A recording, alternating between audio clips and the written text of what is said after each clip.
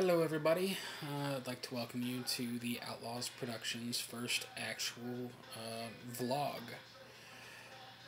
It's been a while since I've updated my blog, and I really don't feel like putting in 4 hours worth of time right now to try and get something out because it's 1:19 in the morning, and it honestly takes me that long to actually put a blog entry together because ADD, or not diagnosed, but I swear to God, it's there.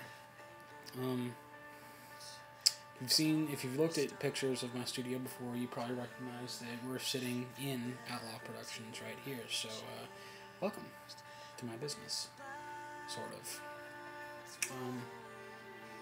What I wanted to talk about this post is it's Christmas. Or it was Christmas. It's 1:20 in the morning, day out. You get the point. It's Christmas. I wanted to show off some of my new stuff. It's a new MacBook Pro. I am so happy. I love my parents so much. I love you.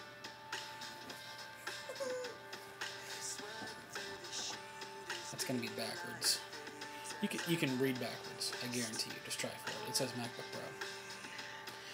I got a new MacBook Pro. I'm sorry.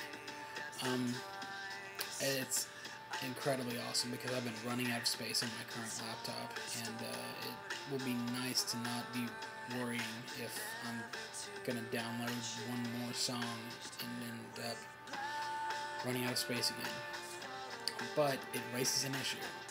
What am I gonna do with this laptop? It's been a great laptop. I love it like a brother.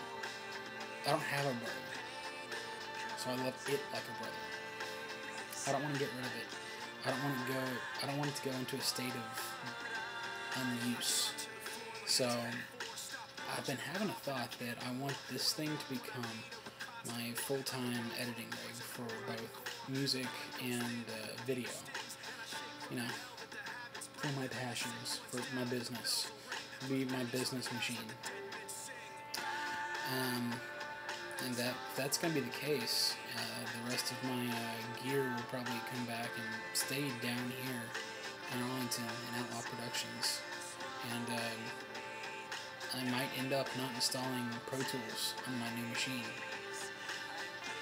That meaning that if I want to get any recording done up in Denton, when I don't have the opportunity to come down to Arlington to do it, I'll probably be taking advantage of that new software and hardware that I can use through my iPad, which is pretty cool. I know that's what my last blog post was pretty much about, and it's pretty sweet. It's pretty. I don't know how to further emphasize, how new the technology is, and it's nice to be on the cutting edge. Speaking of being on the cutting edge, my buddy Trinity, my compadre, my partner in crime, me and him, the last members of East Chase. You know this all too well. He was telling me that Mike Shinoda had made a new post on his blog recently. Mike Shinoda, whom, with the path that I've taken in my life, if there's any one person that I could try and model myself after, it would be him. He is. I wish he could be a mentor. I want to meet that man so badly. Anyways, I digress. He had made a post on his blog about how they come up with drum loops, or how they enhance drum loops, that I found interesting because I'm using some of the techniques that he is using to come up with my guitar lines. What he does when they're coming up with drum loops for the songs, they're not gonna coming up with drum loops and trying to alter them. What he ends up doing is he actually runs them through guitar pedals, or just different guitar effects and whatnot. Add reverb, add chorus, flanging and whatnot to a drum track, which I'd never thought of that before. It's a really cool idea, but I think I was on my way there anyways, because I don't know how to play guitar As much as I could try and play high end on bass, it's not going to end up sounding quite like guitar. But I have my keyboard, which is what I use to come up with all my guitar lines and try and piece ideas together before I hand it off to Trent. And it never recreates authentic guitar sound. So I've got to use effects to try and beef it up. Let me demonstrate to you real quick, right here, kind of my process. Alright, so I have my keyboard actually set to a guitar texture, so it's a real clean texture. It's a guitar texture. It doesn't sound quite like guitar. But I add the right filtering, and that sounds a lot more how you'd expect a good throaty guitar to sound.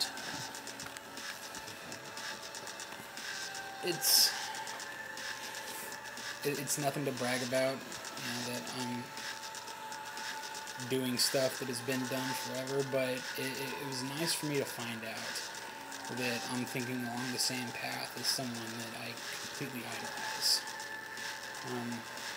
It makes me feel happy that I think I'm thinking progressively. I like that idea. But, you know, hearing the way that Mike Shinoda comes up with this stuff, it being my idol, you know, I want to integrate his methods, his way of thinking into the way I do things. So that'll give me a lot of ideas for how I come up with drum structures and guitar structures from here on forward. And it also gives me ideas to go back and review some of the old stuff that I've done. You know, maybe I can change up some of my old guitar stuff or some of my old drum stuff. So maybe I'll have some stuff to do for the remainder of the break here. Maybe I'll get to hear about it. Maybe I'll remember to update some. No guarantees there. I mean, you'd know my track record if you're watching this, if you try and keep up with me. But I'll try. I'll try and keep at it. I think that's all I have for now. Sorry if I started to ramble there. It is about 1:30 in the morning, and even though I'm sure most of you are still up at this point, I'm 25. I feel like an old man. I need to go to bed. I need to get up. I need to get my granola. Like an old man. So I'll see you guys when I see you. And I'll promise to take it easy. Keep your heads up. Keep your hearts open. Keep your minds sharp. This is the Outlaw. Goodbye.